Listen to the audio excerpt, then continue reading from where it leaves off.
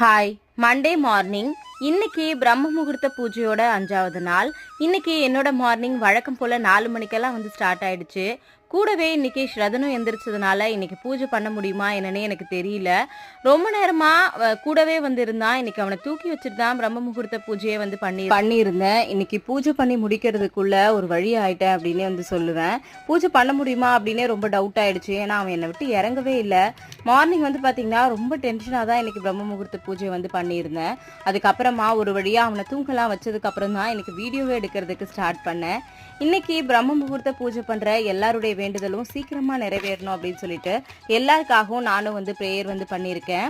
நம்மளுடைய சப்ஸ்கிரைபர்ஸே நிறைய பேர் அக்கா குழந்தை இருக்கிறதுனால பிரம்ம முகூர்த்த விளக்கேற்றுறதுக்கு கஷ்டமா இருக்குன்னு சொல்லியிருந்தீங்க. ஸ்ரதன் இப்போ நல்லா வளர ஆரம்பிச்சிட்டான். ஆனால் இப்பெல்லாம் ரொம்ப அடம் பிடிக்கிறதுனால எனக்குமே ரொம்ப கஷ்டமா தான் இருக்கு.